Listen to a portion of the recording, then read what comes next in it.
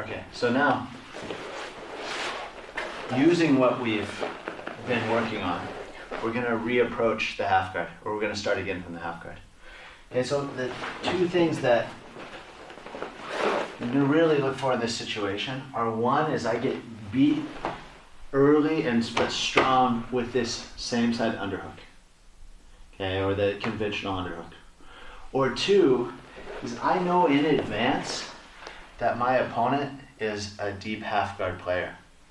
And I don't want to rely on trying to smash his face, sprawling, and pushing my weight back to prevent him from getting underneath me, to prevent him from getting my hip over his hip without good control on my part. So, okay, if my opponent beats me on this underhook, I'm just going to throw my hip over to the other side while I make this underhook here.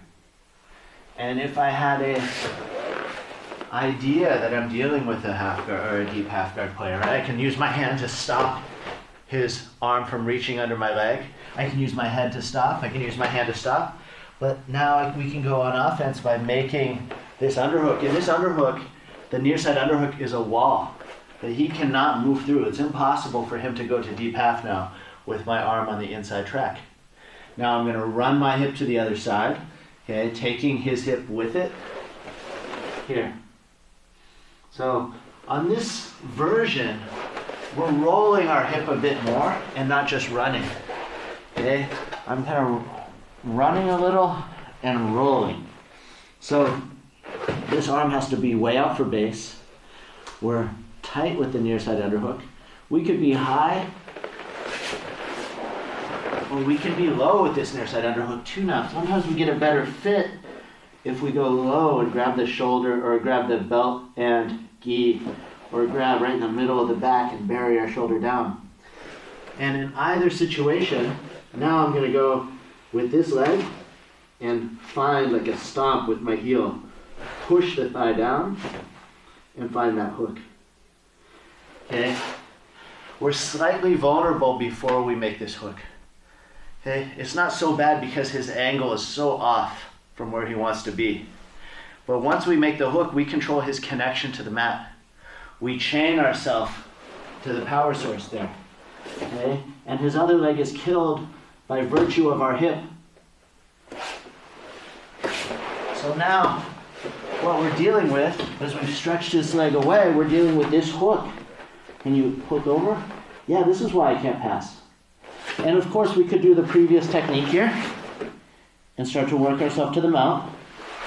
But we can also decide that we like this leg ride.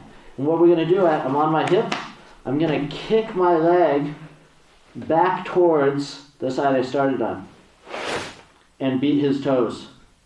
At the same time, I'm keeping his leg out of the game. Now, ankle over ankle, shin over shin. Here. Now, knee over knee. Mount. Okay. Again, advancing past the joint lines of my opponent's body.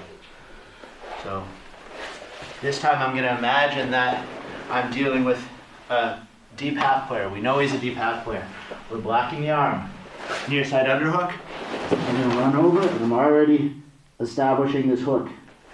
I'm left with his hook here controlling my leg. I'm going to kick off the toes. Really, a hook is powerful because of the toes. I'm going to kick off the toes. Circle. Okay, lift this leg high. Ankle over ankle. Toes on the floor. Knee over knee. And there's our mount.